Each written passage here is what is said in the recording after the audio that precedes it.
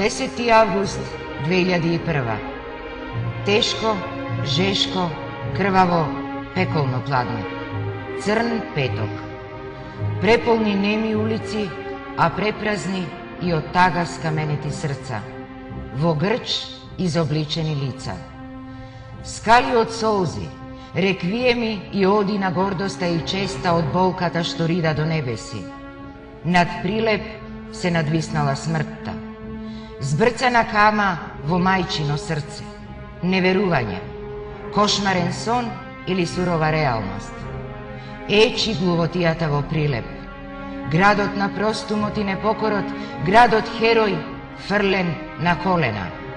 Но не да клечи и моли, туку гордо, достојно и со почит да им каже последно збогум на своите херои, на македонските бранители, на одважниците, кои себе си пред само 2 утра се вградија во одбраната на својата света земја, на татковината, кога, како жртвени јарци, му беа фрлени во челуста на крвникот за неговиот крвав пир. Велат дека ноќта на полноќ и смртта биле мистерија. Денот и случајното живење пак реалност и позната работа. Кој знае? Дали?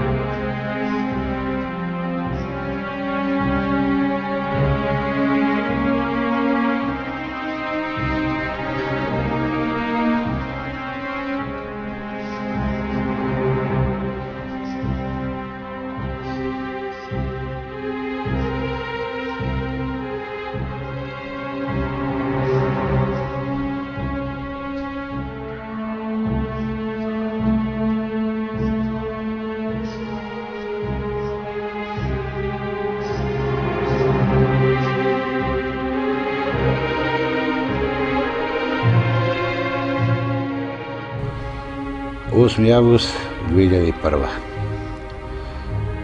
По писмен распоред, како возач на Пелагонија Транс-Прилеп, бев распореден со мојот колега Борче Богдановски, за жалко и после тоа почина, двајцата, да возиме панска смена Прилеп, Скопје Тетово, да се изврши панска смена на нашите бранители.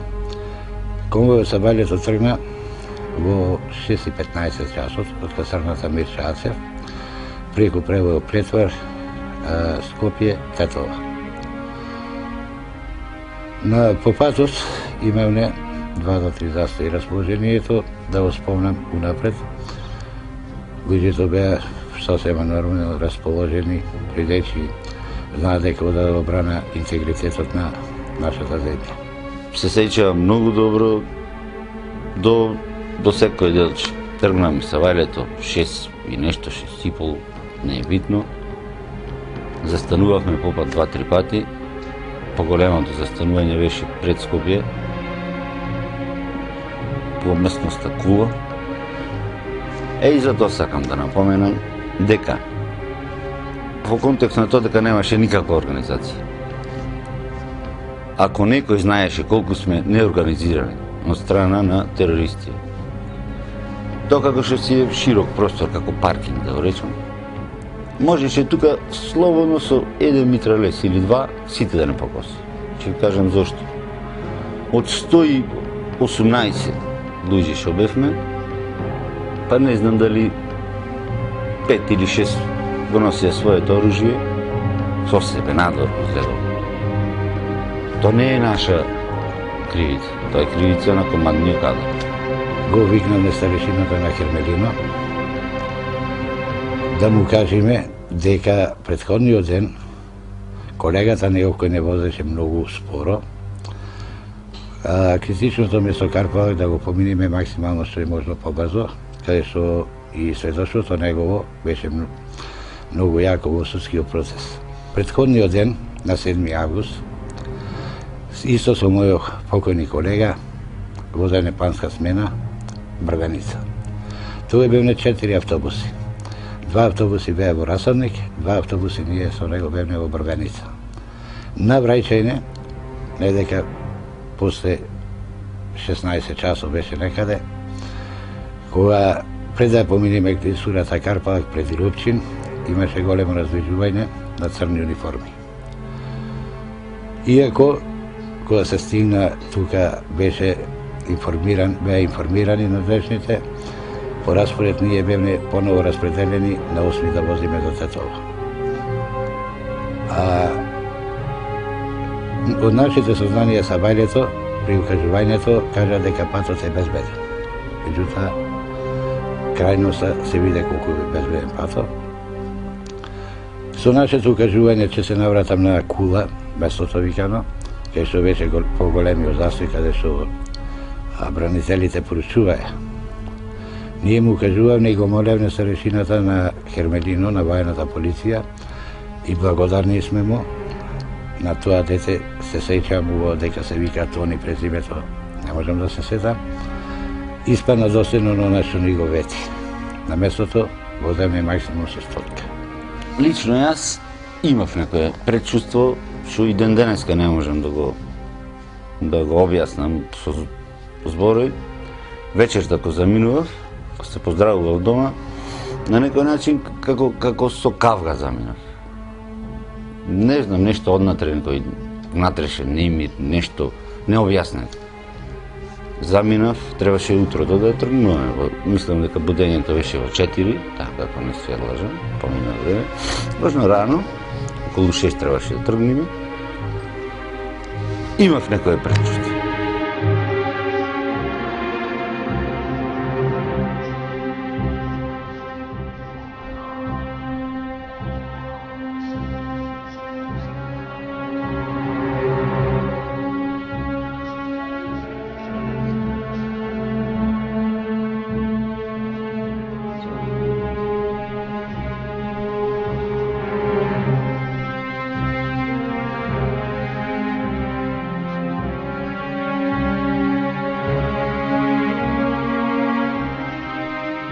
Судбините и триумфите секогаш сакаат да се повторуваат.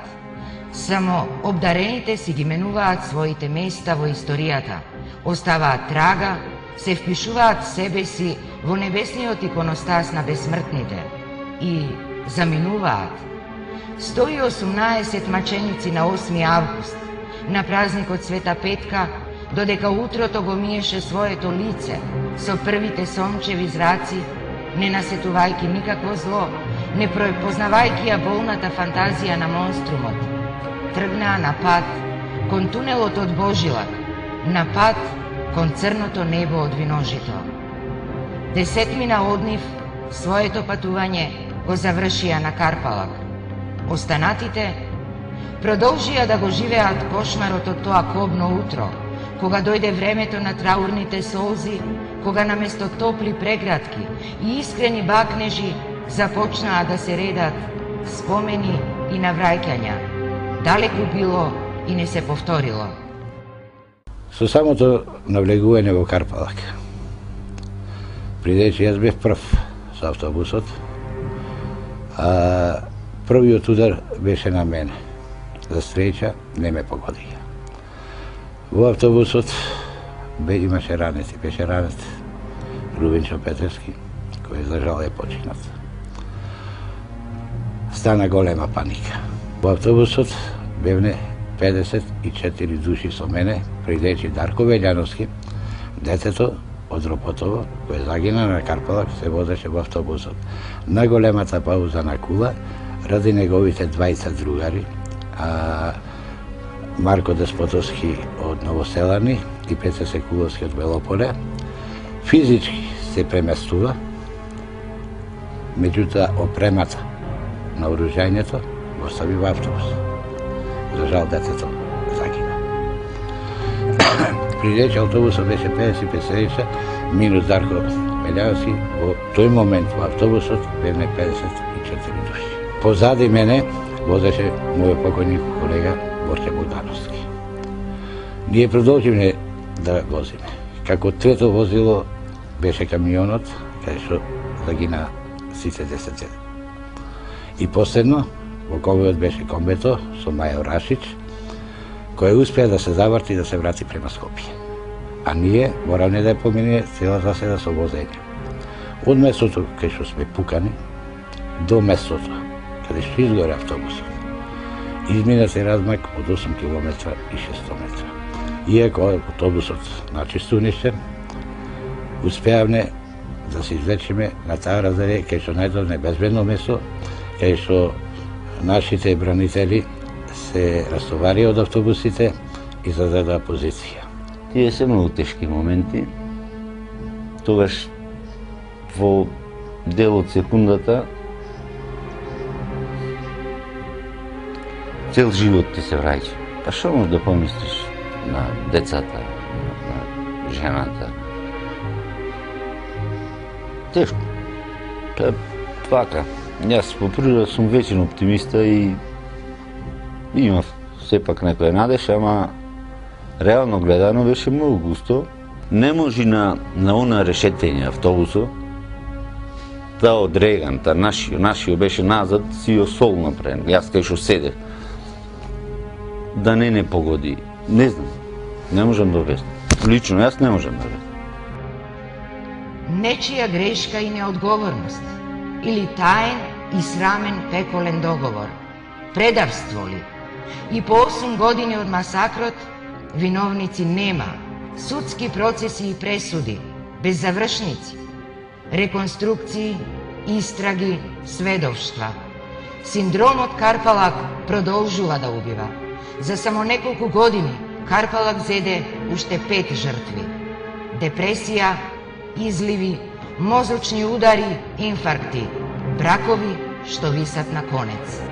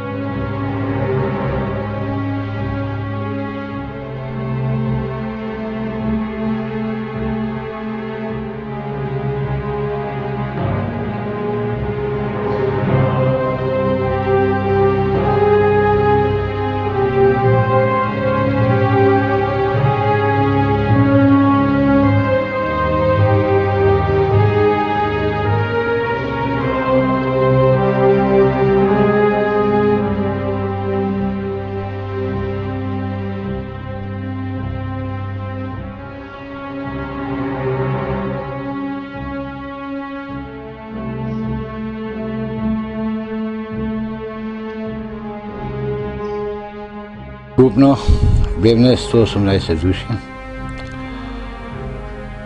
Од нив 10 загинаа, 108, после тоа уште 5 починаа, што значи дека уште 103 души останавме. Меѓутоа, тој синдром ќе го носиме до крајот на својот живот. Јас бев само еден обичен возач и бев цивил. Меѓутоа, нашите бранители, кои го доживеа Карпалак, во историјата луѓе кои го доживеале тоа, дали требаше да останат уште месец дена да обранат тоа и да ги доживеат најжестоките и најкрвавиот напад на 11 август, што се деси на Љуботен и на касарната во Тетово. При нападот беа ранети 20. Меѓу нив беше Рубинчо Петрески, за жал во 2007 година на 19 мај почина од инфаркт. Тој и господинот Диме, кој беше ранет во рака. Рубинчо беше во мојот автобус, Диме беше во вториот автобус. Кај што беше Рубинчо Петрески ранет во првиот автобус, настана една голема паника, видејќи се има рането, има крв. Не знае некој е ранет, колку се ранети, како се ранети. Само еден Господ знае на толку испалени кучуми да поминеме со многу малце ранети. Тие луѓе, оние трауми што и доживеа. Денеска имаме после тоа 5 починати. Денеска имаме луѓе кои се лечат во Демиркица. Имаме денеска луѓе кои редовно ги посетува невропсихијатриските води каде што се лечат останува со многу големи главоболки, со големи трауми. Тие трауми ги манифестираат. Меѓутоа, колку е остане ова наша држава, овај наш град да се одложи према нив, тоа нека покаже мината. Кога и да се сретнем го правиме тоа муавет, ама сигурен сум дека како јас, така и тие, после на одреден начин го одлежувајте, дали со несоница, со раздразливо, депресија и така натаму, си остават трајни последици. Станувам се бајде во 7 сато, дено ми е година. Депресија, нервоза, збор ми се зборува ни со мајка, ни со деца, ни со жена, ни со некој надвор уште помалку. Па, татко ми во живото лекар немаше посетено. Си го прости Господ. Мајка ми здравието е земено 70%, не личи на себе.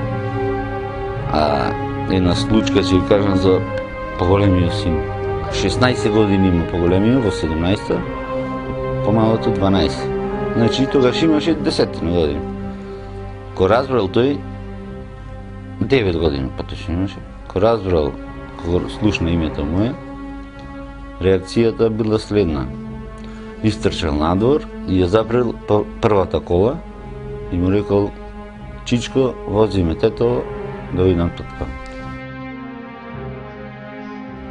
Најтешко е да се пишува за оние кои живеат во истиот век со тебе. Тука нема импровизации, фантазии и измислици. Надгробните плочи, златните букви и спомениците се само неми сведоци без душа. Вистинските спомени се закопуваат и се клесаат длабоко во душите на оние кои го загубиле никогаш ненадоместливото. Сепак, градот им се одолжува на своите херои. 10 улици носат имиња на загинатите бранители. Изготвен е и идејниот проект за монументалниот видиковец Карпалак, висок над 30 метри, кој ќе се гради во центарот на градот. Но дали и државата прави доволно?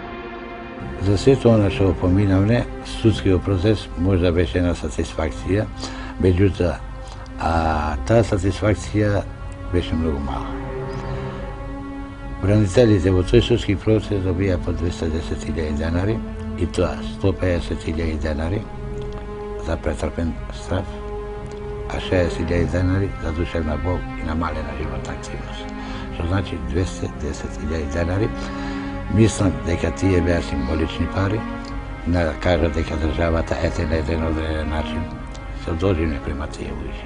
Не само што нема добра волја од државата да го реши тоа на некој системски начин, како да речем. Дури, ќе ви кажам еден пример, конкурирав за работно место во болницата. Имаше голем конкурс, имаше и за со средно и за со основно. Јас конкурирав на двата. Гледај сега, имаш во законот за бранителите, имаш член што вели под исти услови, кога конкурираме јас и некој друг, јас имам предност. Јас не бев примен, на тоа достави жалба, жалбата беше неоснована, јас сум до ден денеска не вработен. Бог да опрости Рубинчо, колегата му што беше ранет, ќе му го памтам муабето, ко се враќаме од Скопје, ко бевме на проценка за воен инвалидитет. Ми вели, Диме, слушај ми го зборо, ама не дочека, да му речам во право си бил, еден ден ние ќе дојдеме да видиме терористи. На овие луѓе, травматизирани. Јас мислам дека единствен лек, а тоа исто мислење го дели мојата матична докторка, дека единствен лек му е да се вработа, да се ангажира, да има еден правец во живота. Ние сме како, не знам како да објаснам, како асоциализирани луѓе. Ние сме настрана. И она можност што имавме моќ на комуникација имаме намалено. Јас гледам, осетливи сме. Јас лично, например, можем да ватам калга со некого за ситница, што во други случаеви би се насмел тоа.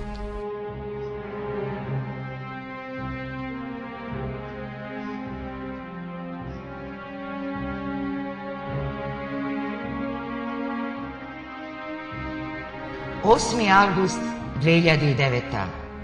Пак е Жешко и изгор лето. Цвекиња и почит за закинатите. Присет и болни сеќавања за живи закопаните. Недоумица. Како да се живее понатаму? Трауми. Рани кои се поселно печат со секој одминат ден. Како да се заборави она што беше, а не беше војна? Како да им се прости на оние што кукавички убиваа, а велат не убиваа? Господе, Ти си Севишниот, те молиме, однеси ги душите на нашите најмили во најубавите одаи на мирот на Твоето царство. Нека бидат нашите ангели меѓу Твоите и врати ги во судниот ден, за да знаат нашите потомци како се гине и како се брани својата татковина.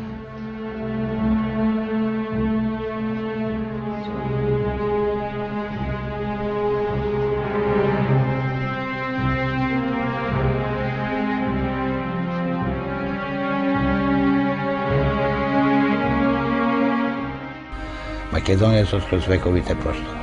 Меѓутоа, да му опростиме да, али не да заборавим. Не да заборавим. Не да заборавим. Не да заборавим.